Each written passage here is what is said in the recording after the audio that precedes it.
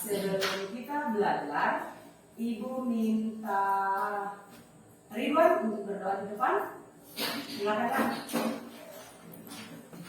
Teman-teman dan ibu guru, sebelum kita memulai pelajaran pada hari ini, marilah kita berdoa dimulai.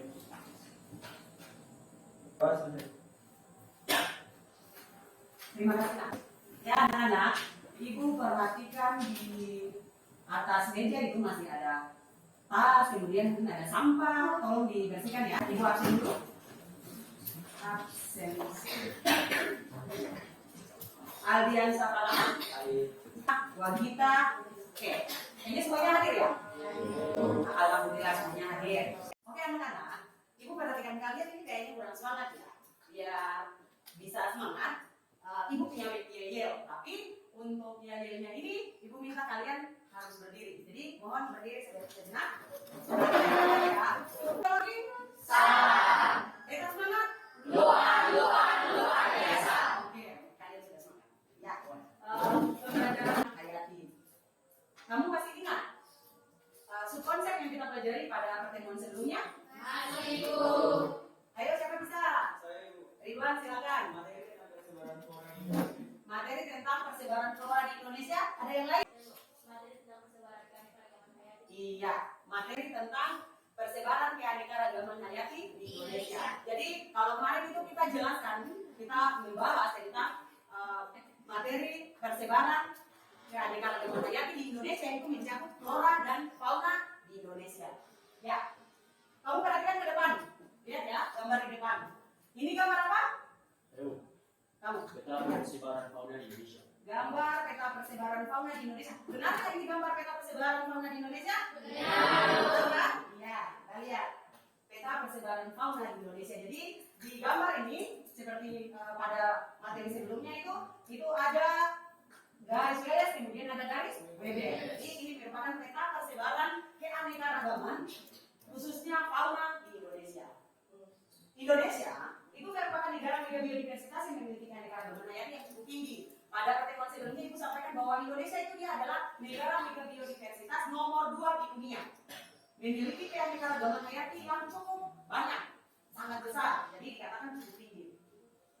Menurut kalian, bagaimanakah keadaan flora dan fauna yang ada di Indonesia sekarang? Eci, tadi dibilang apa? Banyak yang hampir apa? Hampir punah. Benarkah dia hampir punah?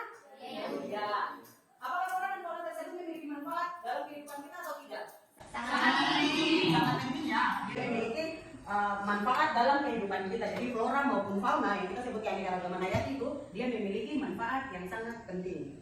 Flora dan fauna Indonesia keadaannya banyak yang hampir punah yang tadi kalian sampaikan dan juga dia memiliki manfaat penting dalam kehidupan kita. Bagaimana kita mau tahu? Maka hari ini pembahasan kita ada yang bisa sampaikan? Ya kita bahas ini tentang apa? Silakan. Upaya pelestarian keanekaragaman hayati di Indonesia. Ada yang lain? Ya. Manfaat keanekaragaman hayati di Indonesia. Iya, benar sekali ya.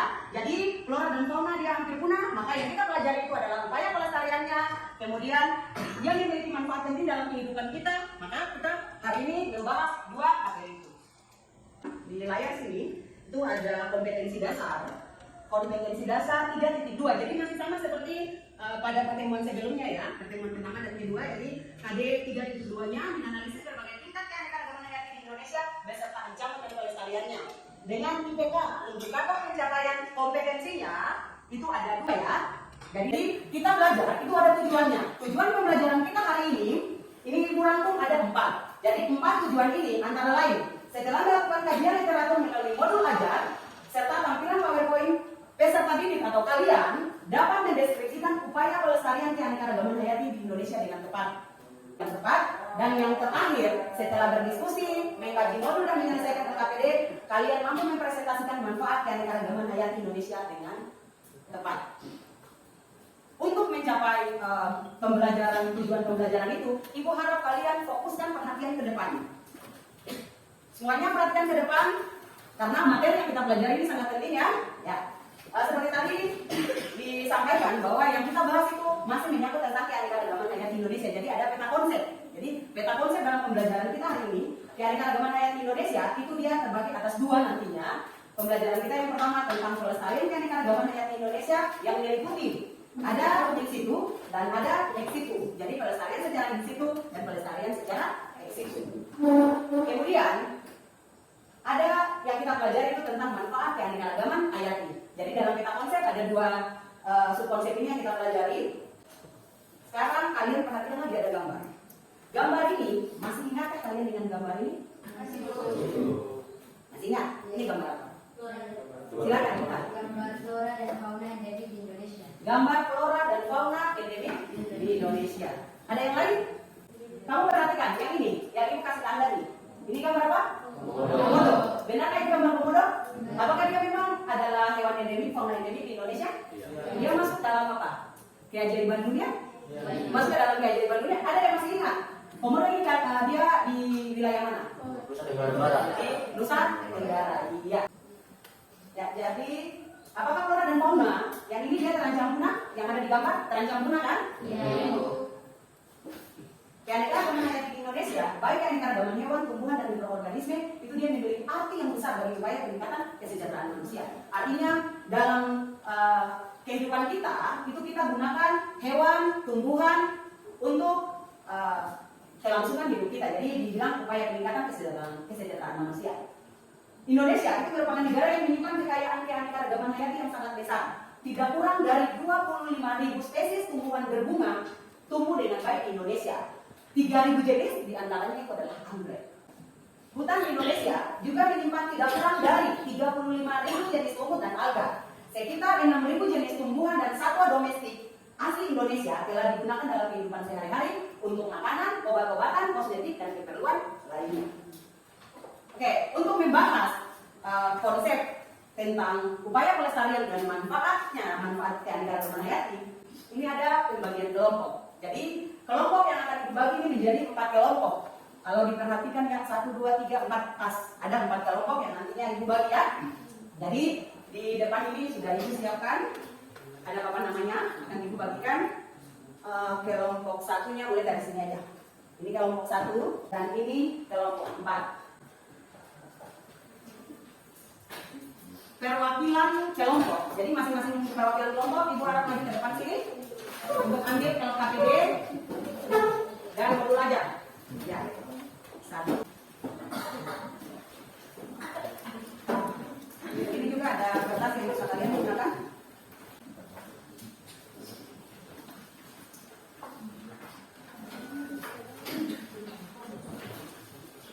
Masing-masing perhatikan pada LKPD-nya. LKPD. Tidak? Di LKPD itu ada petunjuk menyelesaikan LKPD.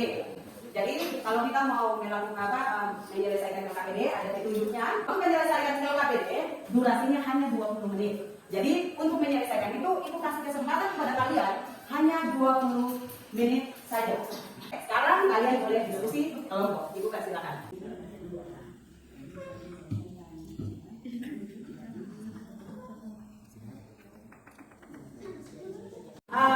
Waktu kita sudah 20 menit ya menyelesaikan LKPD-nya. Ada dari kelompok mana yang mau presentasi? Kelompok 1, kelompok 3, dipersilakan.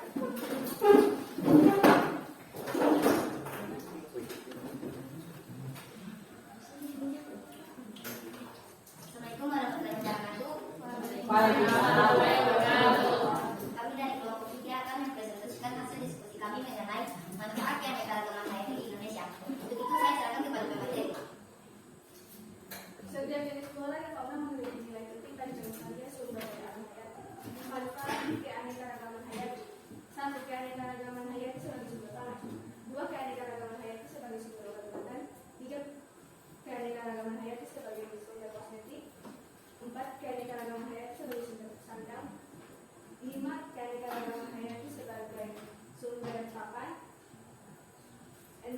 Keanekaragaman hayati sebagai aspek budaya dan keamanan. Dan terakhir, keanekaragaman hayati sebagai pelaksanaan manfaat. Ini dari kami. Apakah dari teman-teman ada yang mau bertanya?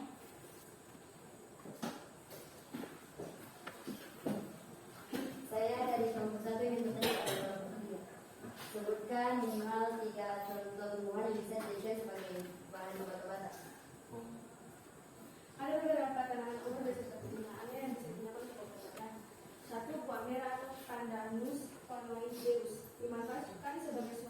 sebagai obat untuk mengobati kanker, tumor, kolesterol tinggi dan diabetes. Kedua, mengkudu Morinda Trifolia untuk menurunkan tekanan darah tinggi, Cona Calisaya, Cincona officinalis. Kulit ini mengandung alkaloid Cina untuk obat malaria.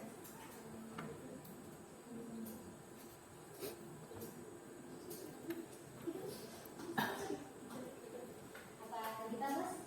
Terima kasih. Oke, dikasih apa dulu?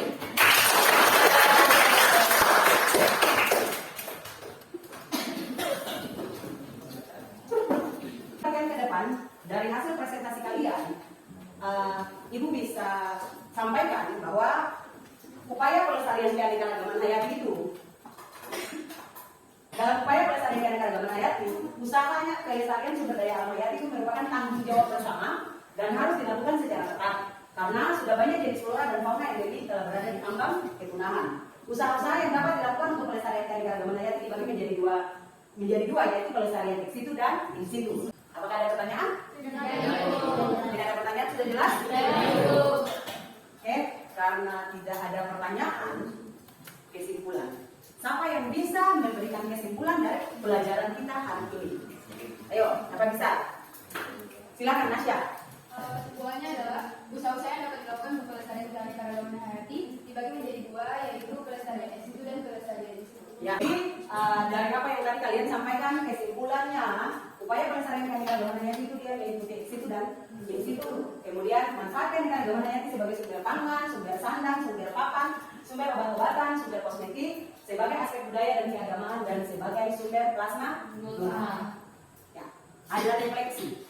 Jadi setiap pembelajaran itu harus ada refleksi. Refleksi ini ada 3 pertanyaan yang akan Ibu sampaikan, Ibu berikan kepada kalian. Kalian tuliskan.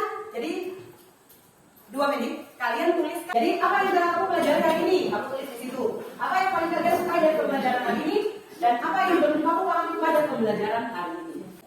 Ingat, pertemuan terakhir hari ini adalah pertemuan terakhir kita dalam mempelajari konsep keanekaragaman hayati. Jadi konsep keanekaragaman hayati materinya itu hari ini adalah pertemuan terakhir, sehingga pada pertemuan selanjutnya itu ada penilaian harian. Jadi pada pertemuan selanjutnya akan dilakukan penilaian harian. Tapi untuk memasuk ke penilaian harian ada tugas yang harus kalian kerjakan nanti. Jadi tugasnya buat catatan atau ringkasan yang termuat poin-poin penting materi pada buku catatan masing-masing. Jadi kalian buat catatan atau ringkasan yang termuat poin-poin penting pada buku catatan masing-masing. Kalian harus ingat bahwa dengan membuat catatan berarti kalian sudah melakukan pembelajaran mandiri dan pengembangan pengetahuan. Ya, terima kasih. Jadi pembelajaran kita hari ini sudah selesai. Dan hari ini untuk menutup kegiatan kita, Ibu minta Sarul maju ke depan sini untuk berdoa, kita mensyukuri apa yang telah kita dapatkan hari ini. Dipersilakan, Mak.